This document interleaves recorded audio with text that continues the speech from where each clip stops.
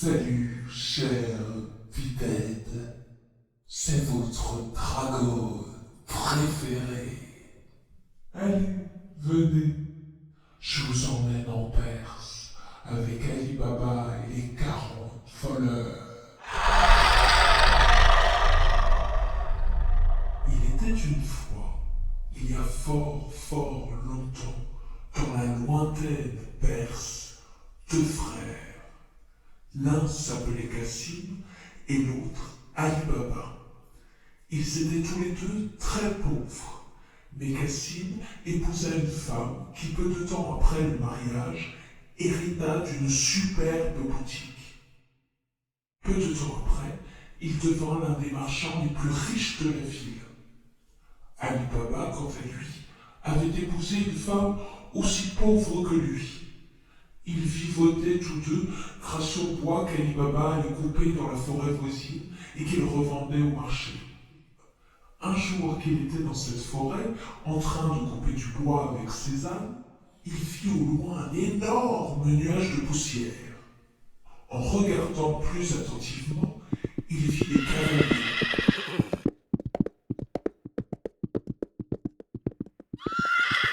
Apeuré, il alla se cacher derrière un gros tronc d'arbre à côté d'un énorme rocher.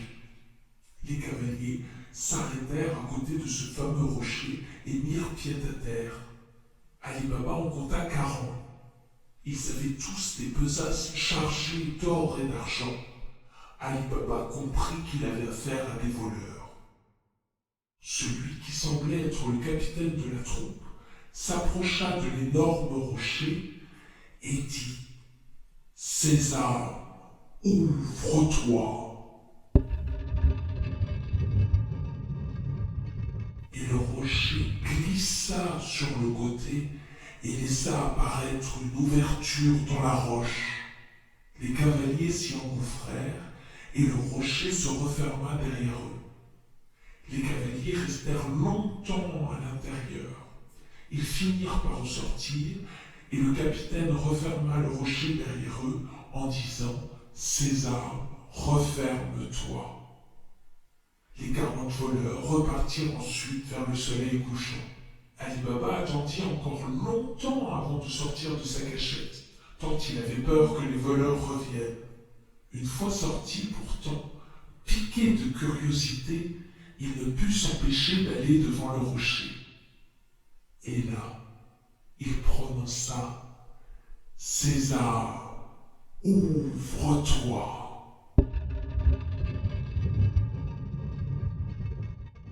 Et le rocher glissa sur le côté, et une ouverture apparut dans la roche.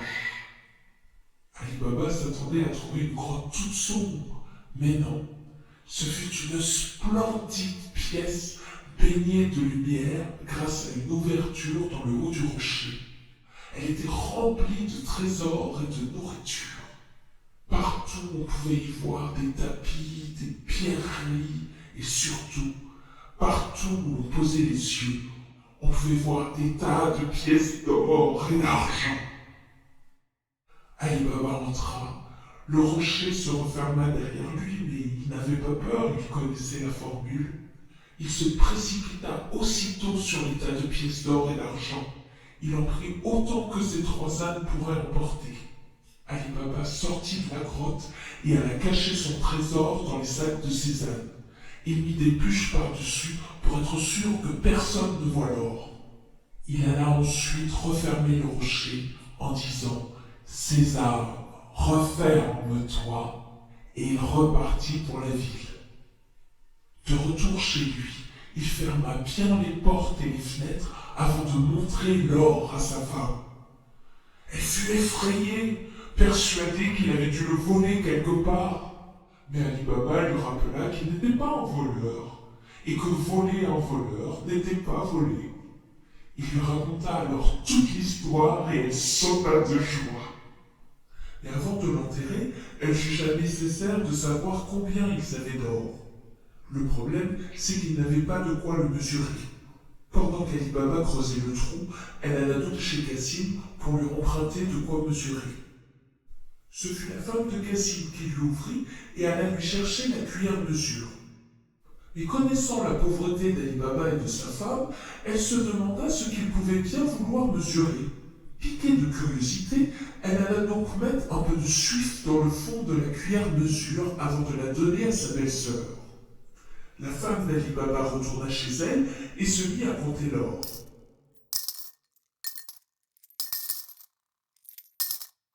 Une fois terminée, pendant qu'Ali Baba enterrait leur trésor, elle alla rendre la cuillère mesure à la femme de Cassim, sans s'apercevoir qu'un peu de poussière d'or était restée collée dans le fond de la cuillère mesure. La femme de Cassim fut très étonnée de voir une pièce d'or collée au fond de la mesure. Instantanément, la jalousie envahit son cœur. Dès que Cassim fut rentré à la maison, elle lui dit que s'il se croyait riche, il se trompait. Ali Baba était bien plus que lui, puisqu'au lieu de compter son or, il le mesurait. Sa femme lui expliqua alors en détail comment elle avait fait cette découverte. Et Cassim, loin de se réjouir pour son frère, fut rempli d'une jalousie mortelle.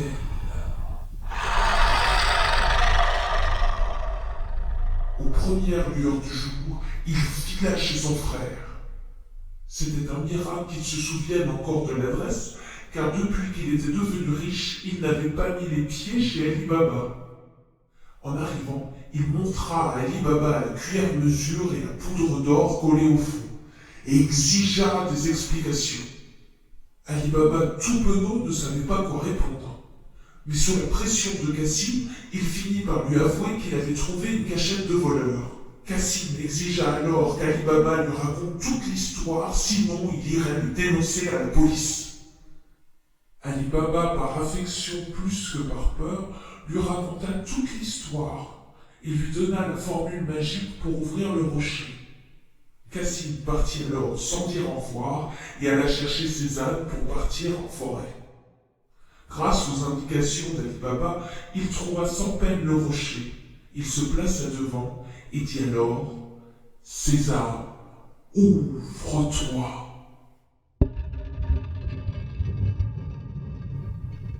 Cassim fut émerveillé par cette pièce. Il aurait pu y rester toute sa vie à compter l'or et à se baigner dans les draperies et les soieries. Il finit néanmoins par remplir ses sacs et se plaça devant le rocher. Il dit alors « Orge, ouvre-toi !» Il fut bien étonné de voir que rien ne bougea. Il réessaya une deuxième fois « Orge, ouvre-toi !» Mais rien ne se passa. Il essaya alors d'autres graines, mais rien ne fonctionna. Et plus il essayait, et moins il se rappelait de la formule magique. Tout d'un coup, il entendit des cavaliers arriver de l'autre côté.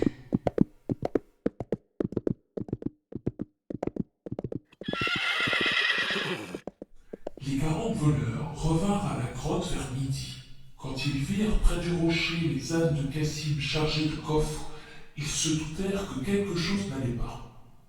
Cassim, qui n'avait toujours pas réussi à sortir de la grotte, les entendit arriver. Il se prépara alors à se jeter dehors et à fuir à toute vitesse. Quand la porte s'ouvrit, il sortit tellement vite qu'il renversa le capitaine. Mais il n'échappa pas aux autres voleurs qui l'attrapèrent et le tuèrent d'un coup de sabre. Les 40 voleurs remirent les sacs d'or à leur place sans s'apercevoir de ceux qu'Ali Baba avait pris. Ils se demandèrent par contre comment cet homme avait bien pu rentrer dans leur grotte. Par l'ouverture dans le haut du rocher, cela semblait improbable car elle n'était pas accessible de l'extérieur. Mais s'il n'était pas rentré par en haut, il était forcément rentré par la porte. Mais cela leur paraissait impossible que quelqu'un d'autre connaisse la formule magique. Afin de dissuader d'éventuels voleurs, ils décidèrent de couper Cassim en 4 et de disperser les morceaux à l'intérieur de la grotte. Ils décidèrent ensuite d'attendre un peu avant de revenir, histoire que l'odeur se soit un peu dissipée. Ils refermèrent la porte et repartirent vers leur brigandage habituel. Ne voyant pas son mari rentrer, la femme de Cassim, morte d'inquiétude, alla trouver Ali Baba. Elle lui expliqua alors que son mari était parti dans la forêt. Ali Baba se doutait bien que son frère était parti dans la forêt. C'est bien pour cela qu'il n'y était pas allé aujourd'hui, afin de le laisser se servir tranquille. Ali Baba dit à sa belle-sœur de ne pas s'inquiéter. Cassim attendra sûrement la nuit avant de rentrer afin de ne pas se faire remarquer. La femme de Cassim, un peu rassurée, rentra chez elle attendre son mari. Elle l'attendit toute la nuit, en regrettant amèrement de s'être mêlée des affaires de son beau-frère et de sa belle-sœur. Aux premières lueurs du jour, elle alla toquer chez Ali Baba. Cassim n'était pas rentré. Ali Baba partit sur le champ pour la forêt avec ses 3 ânes. En arrivant près du rocher, il aperçut des traces de sang. Il prononça la formule magique. La porte s'ouvrit et il s'effondra à la vue des morceaux du corps de son frère. Quand il put enfin se relever, il rassembla les morceaux de son frère dans un sac qu'il chargea sur un de ses ânes avec du bois pour les cacher. Il chargea les 2 autres ânes de sacs pleins d'or et de bois par-dessus sans perdre de temps. Il referma le rocher et partit directement pour la ville. En arrivant chez lui, il résuma en peu de mots ce qui s'était passé à sa femme. Elle se chargea des sacs d'or tandis qu'il amenait l'autre âne chez sa belle-sœur. Ali Baba frappa à la porte et ce fut leur servante Morgiane qui ouvrit. Il lui demanda d'aller chercher sa maîtresse. Quand ils furent tous réunis, Ali Baba raconta à sa belle-sœur et à Morgiane ce qui était arrivé à Cassim. Sa belle-sœur s'effondra. Il la rassura en lui disant que sa femme et lui s'occuperaient bien d'elle, qu'elle n'aurait manqué de rien. Mais il lui rappela qu'il était très important de garder le secret. Il était impératif que la mort de Cassim paraisse naturelle. Sa belle-sœur ravala ses larmes et ils se mirent tous les 3 à élaborer un plan. Ali Baba rentra ensuite chez lui et au petit jour, Morgiane se mit à l'œuvre. Elle se rendit chez un apothicaire demander un remède pour les maladies dangereuses. L'apothicaire lui demanda alors qui était malade chez elle. Elle lui expliqua que c'était Cassim, qu'il ne voulait plus manger ni parler. Elle repartit ensuite chez son maître avec le remède, même si en réalité on sait tous qu'il n'en aura pas l'utilité. Le lendemain matin, la même Morgiane se rendit chez le même apothicaire pour demander les larmes aux yeux un remède pour les cas extrêmes, celui pour les cas désespérés, les personnes à l'article de la mort. De leur côté, Ali Baba et sa femme multipliaient les allers-retours chez Cassim. Ainsi, personne ne fut étonné quand le soir même on entendit les lamentations de la femme de Cassim. Morgiane alla alors annoncer partout la mort de Cassim. Le jour suivant, aux premières lueurs du matin, Morgiane alla sur la place trouver le vieux cordonnier, celui qui ouvrait sa boutique en premier.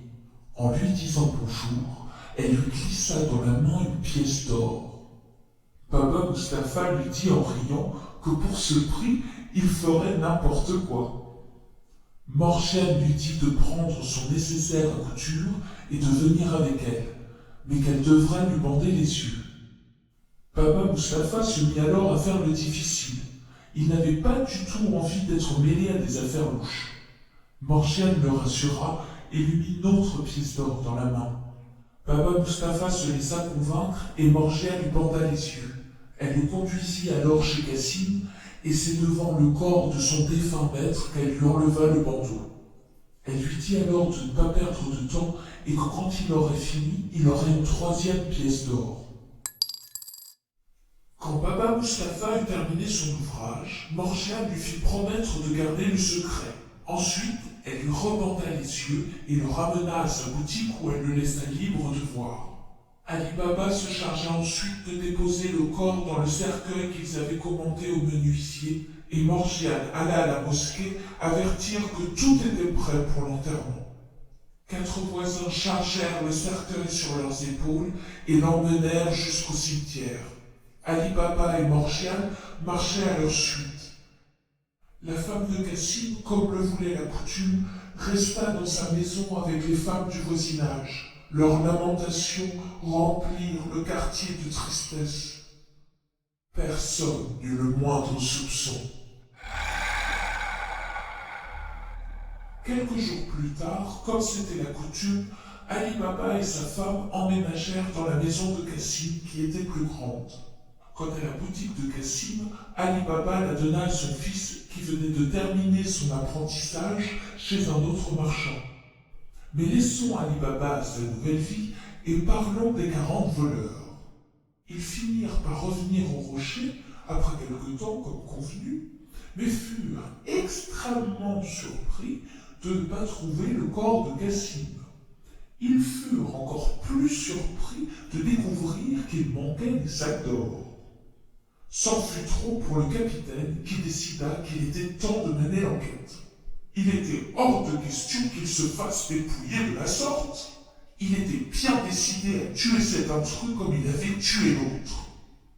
Il décida d'envoyer un de ses hommes en file, sans armes et déguisé en voyageur. Le but étant de savoir si on y parlait de la mort de l'homme qu'ils avaient massacré. L'objectif était de découvrir qui il était et où il habitait. Un des voleurs se porta volontaire et une fois déguisé, il partit pour la ville. Il arriva juste avant le lever du soleil.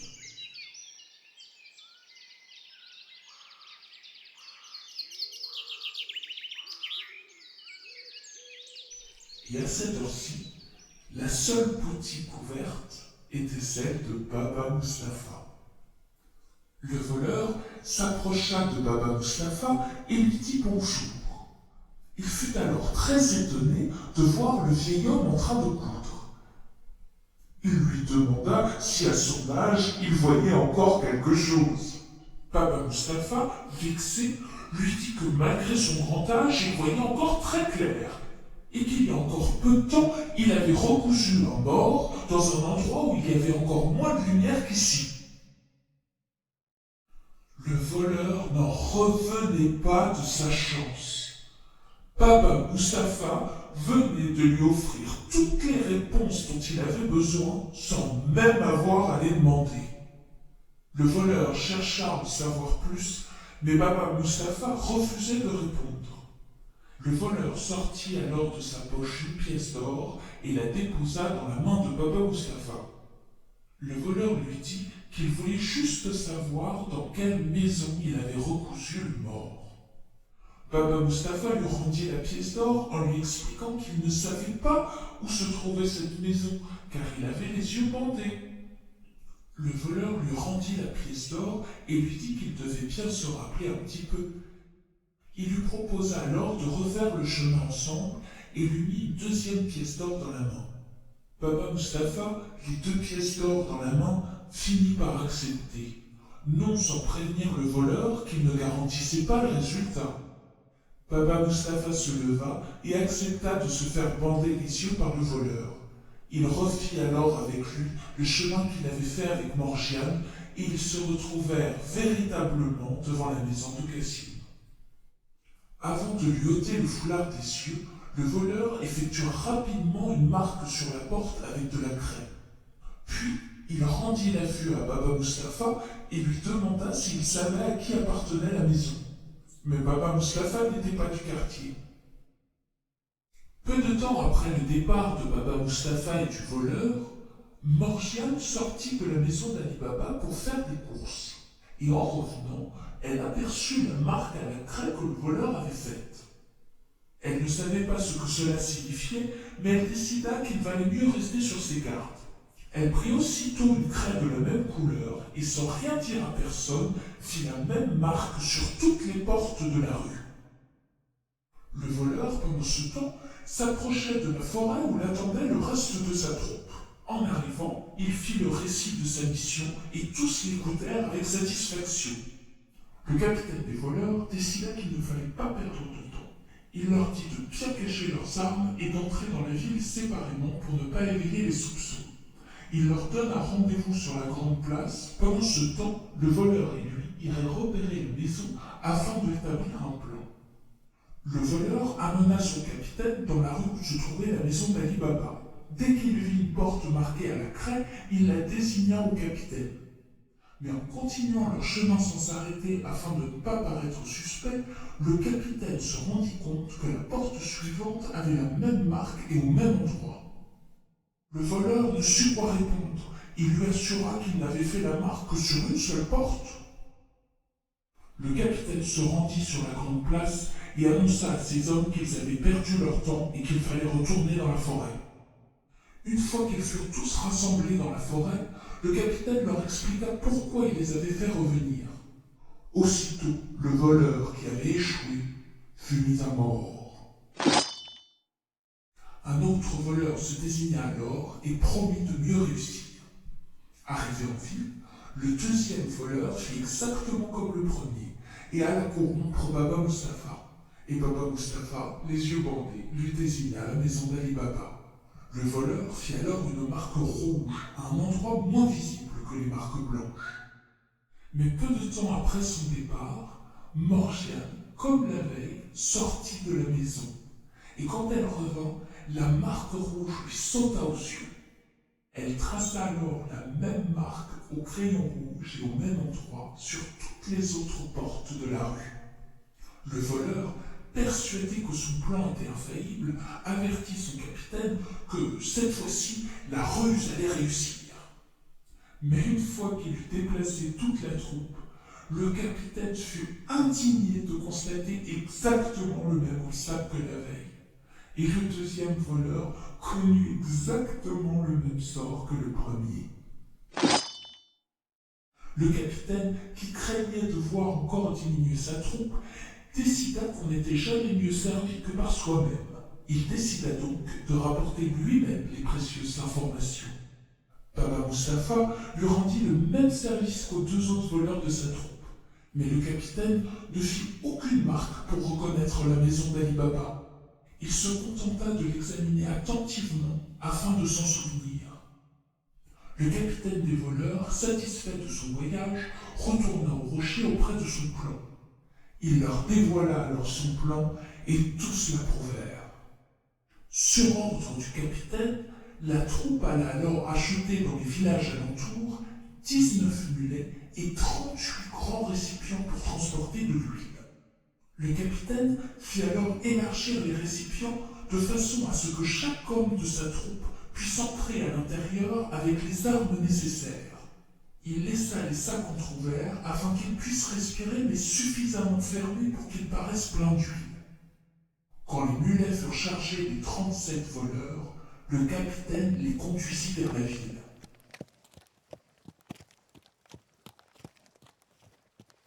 Ils arrivèrent juste après le coucher du soleil. Il alla droit sur la maison d'Ali Baba. Il n'eut pas besoin de frapper, il trouva Ali Baba à la porte, qui prenait l'air après le souper. Le capitaine des voleurs s'approcha d'Ali Baba. Il lui expliqua qu'il était marchand et qu'il venait de très loin pour vendre cette huile d'olive au marché de Nantes. Il demanda alors à Ali Baba s'il voulait bien lui accorder son hospitalité. Ali Baba, qui n'avait absolument pas reconnu le capitaine des voleurs, accepta bien volontiers. Ali Baba fit mettre les mulets dans l'écurie et demanda à Morgiane d'apporter de quoi souper à leur invité. Il lui demanda également de préparer un lit dans une chambre. Quand le capitaine eut achevé le repas dont il s'était régalé, Ali Baba alla se coucher. Le capitaine des voleurs, pendant ce temps, alla à l'écurie donner à son clan les ordres pour la suite. Le capitaine regagna ensuite la cuisine et Morgiane le conduisit à la chambre qu'elle lui avait préparée. Pour éviter les soupçons, il éteignit la lumière peu de temps après et il se coucha tout habillé en attendant que la maison dorme. Morgiane était en train de préparer le déjeuner du lendemain dans la cuisine quand tout d'un coup, la lampe s'éteignit. Le sort voulut qu'il n'y avait plus d'huile dans la maison ni de chandelle. Abdallah, l'autre serviteur de la maison, lui conseilla d'aller prendre de l'huile dans les récipients du marchand. Morgiane remercia Abdallah de son conseil et pendant qu'il alla se coucher, prit la cruche à l'huile. Quand elle se fut rapprochée du premier récipient qu'elle rencontra, le voleur qui était caché dedans demanda tout bas: Chaya, c'est le moment. Morgiane fut choquée d'entendre une voix provenant du sac. Toute autre servante aurait hurlé et aurait réveillé toute la maison. Mais Morgiane comprit en un instant le danger où se trouvaient Ali Baba, sa famille et elle-même. En imitant la voix du capitaine des voleurs, elle dit que ce n'était pas encore le moment, mais bientôt. Elle s'approcha du récipient suivant, qui lui fit la même demande et à qui elle fit la même réponse, et ainsi de suite jusqu'au dernier, qui était en revanche, lui, plein d'huile. Morgiane en profita pour plonger sa cruche d'huile dans le grand récipient et revint dans sa cuisine, où après avoir allumé sa lampe, elle prit une grande marmite. Elle retourna dans la cour, remplit d'huile sa marmite, puis la mit à chauffer. Quand l'huile se mit enfin à bouillir, elle prit la marmite, alla dans la cour et versa dans chaque récipient de l'huile bouillante.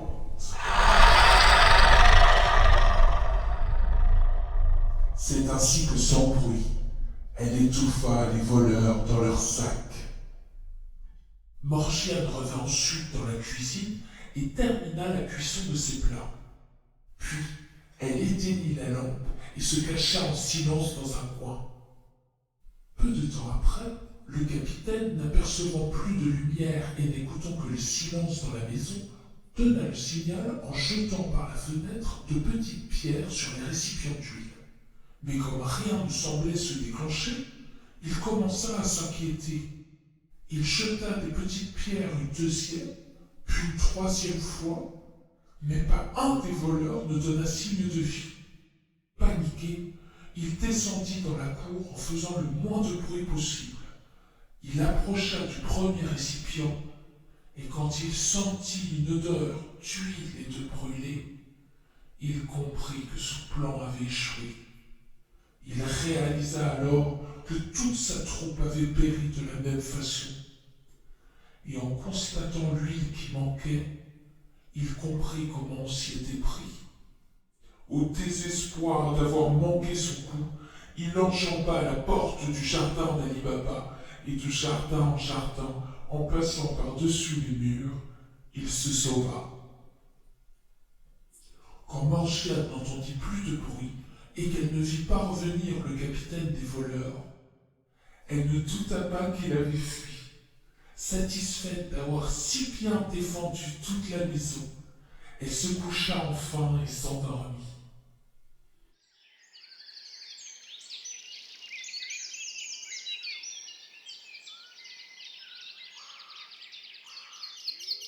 Au petit matin, Ali Baba, qui ne savait rien de ce qui s'était passé chez lui pendant qu'il dormait, alla au port de vapeur. En revenant, le soleil était levé et il fut très surpris de voir les mulets encore chez lui. Il se demanda pourquoi le marchand n'était pas allé au marché et alla demander à Morgiane des explications. Morgiane le mena au premier récipient et lui demanda de regarder à l'intérieur.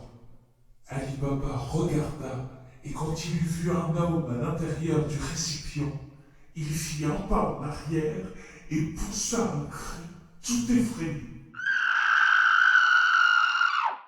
Morgiane le rassura et lui dit qu'il ne craignait plus rien. Cet homme n'était plus en état de faire du mal à qui que ce soit. Ali Baba regarda dans les autres récipients, les uns après les autres, du premier jusqu'au dernier, puis il demeura immobile. Quand la parole lui fut revenue, il demanda ce qu'était devenu le marchand. Morgiane lui répondit que le marchand était aussi peu marchand qu'elle n'était marchande, et elle lui fit alors le récit détaillé de sa soirée. Elle lui raconta également l'histoire des marques sur la porte, et lui dit qu'elle était persuadée que tout avait été manigancé par les voleurs de la forêt. Leur trompe était désormais bien réduite, mais elle était convaincue qu'il leur fallait rester sur leur garde. Après tout, le capitaine des voleurs rôdait toujours. Elle promit à Ali Baba qu'elle ferait de son mieux pour veiller sur lui, comme il était de son devoir. Ali Baba dit à sa servante qu'il était persuadé, tout comme elle, que les 40 voleurs étaient derrière toutes ces embûches. Ali Baba lui dit également qu'il ne mourrait pas sans l'avoir récompensé, car il lui devait la vie. Sans plus tarder, Ali Baba alla creuser avec l'aide de son serviteur Abdallah, tout au fond de son jardin, un long et large tronc, capable de contenir tous les corps des voleurs qu'il avait enterrés. Ensuite, Ali Baba fit cacher soigneusement les récipients d'huile et les armes, et quant aux mulets, il alla les vendre au marché. Pendant ce temps, le capitaine des 40 voleurs était retourné à la grotte dans la forêt. La solitude dans cette sombre demeure lui parut affreuse. Puis, il retrouva ses esprits et décida d'en finir une bonne fois pour toutes avec Ali Baba. Sa décision prise, plein d'espoir et l'esprit tranquille, il s'endormit.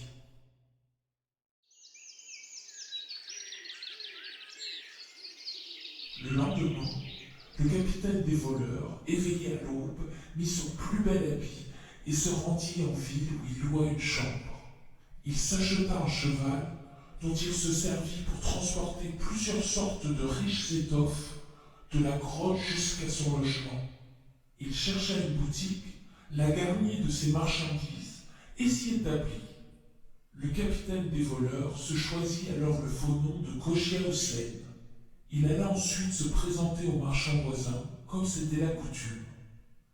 Il devint alors très vite l'ami du fils d'Ali Baba. Le fils d'Ali Baba voulut alors inviter son nouvel ami à manger chez lui.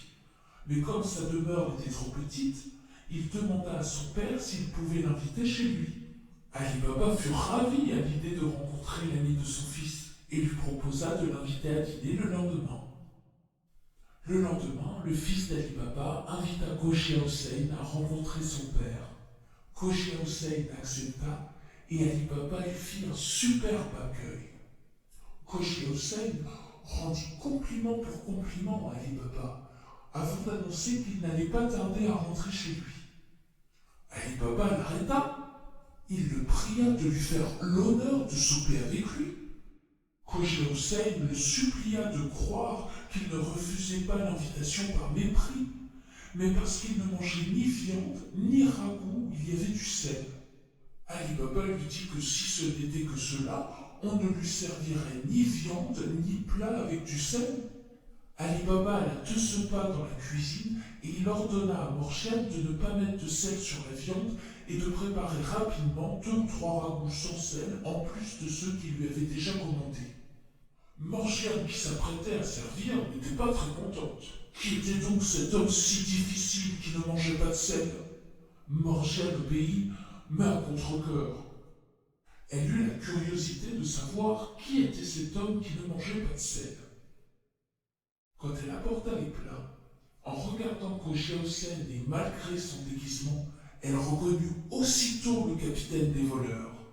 Elle comprit alors pourquoi il avait demandé à manger sans sel, afin d'occuper toute la maison pour pouvoir assassiner Ali Baba tranquillement. Mais c'était sans compter sur Morgiane qui jura de l'en empêcher. Au moment de servir le dessert, elle posa près d'Ali Baba une petite table sur laquelle elle mit le vin avec 3 tasses.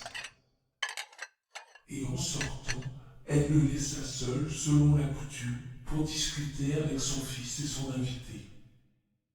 Khoja Hossein, ou plutôt le capitaine des 40 voleurs, se dit que c'était l'occasion parfaite pour assassiner Ali Baba. Il allait faire boire tant de vin à son fils qu'il ne pourrait pas l'empêcher de plonger son poignard dans le cœur d'Ali Baba. Ensuite, il s'enfuirait par le jardin comme la dernière fois. Mais Morgiane ne lui laissa pas le temps d'exécuter sa méchanceté. Elle mit un habit de danseuse avec une ceinture d'argent doré où elle attacha un poignard. Elle dit à Abdallah de prendre son tambour afin d'aller distraire leur maître avec un spectacle. Morgiane fit une profonde révérence en entrant dans la salle. Khoja Hossein fut surpris et déçu de la voir entrer. Abdallah joua de son tambour et commença à chanter. Morgiane, qui n'avait rien à envier aux danseuses professionnelles, se mit alors à danser. Tout en dansant, elle sortit le poignard et le présenta tantôt en avant comme pour frapper, tantôt en faisant semblant de s'en frapper elle-même. À la fin de la chanson, elle prit le tambour d'Abdallah d'une main et en tenant le poignard de l'autre, elle alla présenter le tambour par le creux à Ali Baba. Il jeta une pièce d'or dedans. Morgiane s'adressa ensuite au fils d'Ali Baba, qui suivit l'exemple de son père. Chogia Hossein avait déjà sorti sa bourse pour faire de même. C'est le moment que choisit Morgiane pour lui enfoncer le poignard au plus profond du cœur. Ali Baba et son fils furent épouvantés. Alors, elle ouvrit l'habit de Chogia Hossein et montra à Ali Baba le poignard dont il était armé. Elle lui dit de regarder de plus près, car il avait devant lui le faux marchand d'huile et le capitaine des 40 voleurs. Ali Baba comprit alors que Morgiane lui avait sauvé la vie une seconde fois, et il la prit dans ses bras. Ali Baba, chargé d'une reconnaissance éternelle, décida d'en faire sa belle-fille et de lui donner son fils en mariage. Le fils d'Ali Baba, bien loin d'être mécontent, consentit à ce mariage, non seulement parce qu'il ne voulait pas désobéir à son père, mais aussi et surtout parce qu'il avait des sentiments pour Morgiane depuis bien longtemps. Le corps du capitaine des voleurs fut enterré secrètement auprès des 37 autres voleurs. Et peu de temps après, Ali Baba célébra les noces de son fils et de Morgiane par un festin somptueux, accompagné de danses et de spectacles. Après le mariage, Ali Baba ne retourna pas au rocher. Il avait peur d'y rencontrer les 2 derniers voleurs au cas où ils seraient encore vivants. Mais au bout d'un an, la curiosité le poussa à y retourner.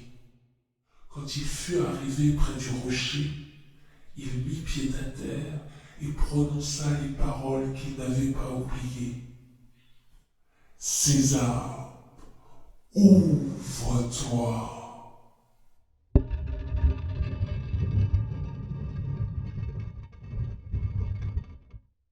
Il entra et trouva tout à l'abandon. Il comprit alors qu'il était le seul à connaître le secret de cette grotte. Le trésor qu'elle renfermait était maintenant à sa disposition. Il prit autant d'or que son cheval put emporter et retourna en ville. Dès lors, Ali Baba, son fils et toute leur descendance profitèrent de cette fortune avec modération et vécurent dans une grande splendeur.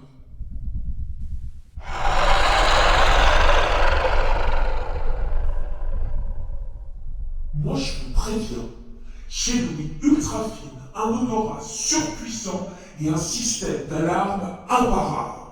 Le premier qui essaye de me voler, il n'aura pas le temps de dire bonjour que je l'aurai déjà tramé et bouffé. À bon entendeur, salut. Allez, à la prochaine. Et n'oubliez pas de vous abonner.